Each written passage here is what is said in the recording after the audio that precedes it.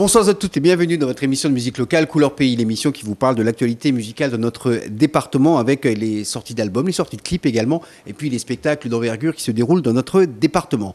Ce soir, je vous propose de découvrir une artiste. En fait, c'est un couple d'artistes avec un groupe, bien entendu, qui se produisent un peu partout à La Réunion dans des clubs, des petites scènes, des bars également et qui ont réalisé une première vidéo qui est un clip et qui ont déjà un répertoire assez important. On les a découverts en allant nous-mêmes nous rendre dans ces petits clubs. Ce groupe s'appelle Sundry Feeling, que je vous demande d'accueillir ce soir dans votre émission de musique locale, Couleur Pays.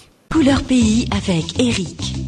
Sundry Feeling, ça ne vous dit sans doute absolument rien pour l'instant, mais bientôt peut-être, on le souhaite en tous les cas. Sundry avec Sandrine, dans un premier temps, qui est avec nous dans notre émission de musique locale Couleur Pays. Bonsoir. Bonsoir Eric. C'est un plaisir de t'accueillir. Alors j'ai presque envie de dire vous, parce qu'en fait vous êtes c'est un binôme. Oui, on travaille. C'est Sandrine et Richard, c'est ça? Sandrine et Richard. L'un ne marche pas sans l'autre en général. La plupart du temps, ça marche La comme plupart ça. du temps. C'est ce que on a cru comprendre en vous voyant. Alors l'événement étant pour vous, c'est de créer un premier clip vidéo. C'est assez rare qu'on accueille des gens uniquement sur un clip vidéo. En général, on leur demande de faire des disques.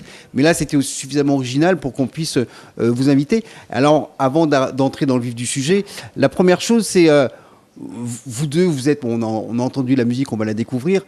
Vous êtes dans un registre plutôt jazz, plutôt samba, un peu sud-américain. C'est très, très comme ça. Et la première chose que j'ai envie de demander, c'est qu'est-ce qui vous a amené à la musique? Qu'est-ce qui m'a amené à la musique? La musique, ça a toujours été en moi, depuis enfant. Je jouais de la guitare. Je chantais avec mon papa qui jouait de la guitare depuis petite. Et ça fait 10 ans que j'ai commencé à faire des scènes. J'ai commencé avec Jim Fortuné il y a 10 ans. Oui. Donc c'est lui qui m'a ouvert mes premières scènes en tant que choriste et danseuse avec lui. Et en fait, j'ai beaucoup appris sur le tard. D'accord, donc 10 ans de musique avec une formation à la base, ou alors ça s'est fait un petit peu par transmission, parce que le papa faisait de la musique, toi aussi tu faisais de la musique? Oui, ça s'est fait par transmission, beaucoup. Et puis en 2005, par là, j'ai pris l'initiative de fonder un quintet de jazz.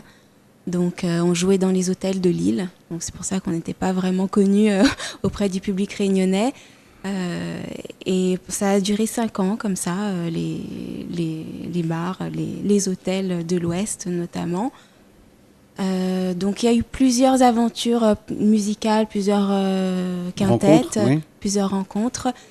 Et puis un jour, Richard Layan, donc on a monté un duo en 2009. On a tourné pendant 2 ans aussi, soirées privées, hôtels, bars ensemble. À l'époque, c'était pas encore nos compositions. Et alors, vous chantiez quoi à l'époque? On faisait des standards de jazz. On reprenait des standards. Voilà, d'accord, donc mais toujours dans un registre jazz. Voilà, jazz ou jazz. Toujours jazz, ouais. Toujours jazz bossa. Jazz bossa. Voilà. Pas de grosses variétés anglophones ou francophones, parce que souvent ce qui est demandé dans ce genre de lieu. Ouais. Moi j'en ai fait avec d'autres musiciens aussi à l'époque, avec Jim Fortuné d'ailleurs. On a fait des scènes comme le rallye à l'époque.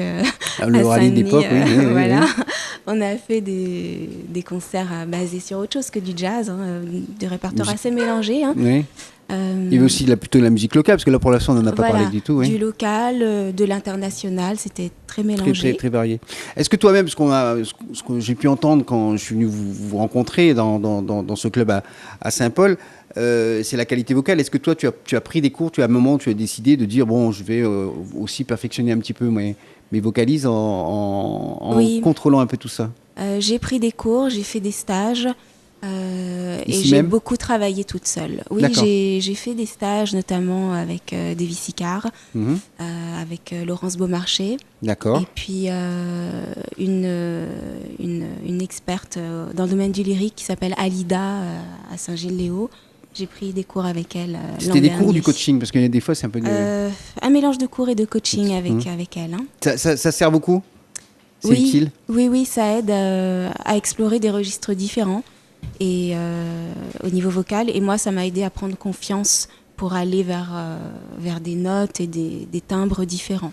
Mais surtout dans le jazz où quand même on peut très vite... On joue beaucoup, hein, on joue oui. beaucoup avec et la parfois on voix. peut s'égarer aussi. Aussi, oui. J'essaye de pas trop m'égarer, mais c'est quand même ce que j'aime dans le jazz. C'est l'improvisation par définition. Voilà, cette liberté d'improvisation, c'est ça qui me plaît. Hein. Mais la liberté d'improvisation aussi doit rester dans un cadre pour que les gens se retrouvent un moment ensemble, parce que vous êtes en plus un vrai groupe avec, j'ai dénoté 4 ou 5 musiciens, c'est ça? Oui, on joue en quintette. En quintette, c'est ça. Et donc après, il faut jouer ensemble. Et c'est vrai que ça repose effectivement sur une base musicale très jazzy, mais avec une vraie chanteuse qui est au devant, qui a l'air pour porter un peu l'histoire. Enfin, c'est comme ça que moi je l'ai vécu en écoutant ce que vous faites. Donc là, la rencontre avec Richard, donc c'est en 2009, j'ai compris. Donc là, vous commencez avec un quartet d'abord. Alors 2009, on a joué pendant 2 ans en duo avec des standards. Ensuite, on a fait une pause et on a repris, et c'est là qu'on a commencé à travailler nos compositions. Mmh. Donc pendant 2 ans, en fait, on faisait que des reprises de standards et on savait pas l'un et l'autre qu'on avait des compositions dans les tiroirs. Et c'est venu un peu par hasard, la discussion. Tiens, t'as des compos? Ah bah moi aussi, si on essayait. Oui, non, mais c'est souvent comme ça que ça se passe. Ouais. C'est assez fusionnel. Alors en plus, bon, le nom est original parce qu'il a une véritable histoire. Sonnerie Feeling. Bon, déjà quand on entend ça, on dit c'est quoi cette histoire, mais en fait, il y a une vraie histoire. Oui, ça veut dire raconte. Oui, raconte parce que c'est un peu comme la musique que vous faites, elle est autour de la poésie. Non, mais bien sûr qu'il y a un sens pour nous. Hein, il y a un sens dans tout ce qu'on fait. Sonnerie Feeling, bon, je m'appelle Sandrine et en fait, c'est un prénom très difficile à prononcer quand je voyage. Et, oui, en France, ça va. Voilà, en France, ça va, mais à l'étranger, c'est impossible à dire pour les gens. Et donc, il y a quelques années, j'ai rencontré ce monsieur en Inde qui m'a dit, Sandrine, ça ressemble à Sundri. Sundri, en hindi, ça veut dire... la beauté de l'amour universel. Alors, wow. Il m'a proposé s'il pouvait m'appeler comme ça. J'ai dit OK. C'était plus facile pour lui, mais c'est tellement plus poétique. Oui. Voilà. Donc, j'ai bien aimé. Et puis, au moment de trouver le nom du groupe, ça ressemble à Sandrine et Richard, en fait. Exact. Voilà, donc, et donc, l'un allait bien avec l'autre. Et donc, vous avez gardé Sonnerie Feeling, qui a réalisé un premier clip vidéo. On le regarde, on en parle juste après pour parler du titre, de la vidéo et de leur parcours musical et surtout où est-ce qu'ils vont aller. Musique dans un premier temps dans votre émission de musique locale Couleur Pays.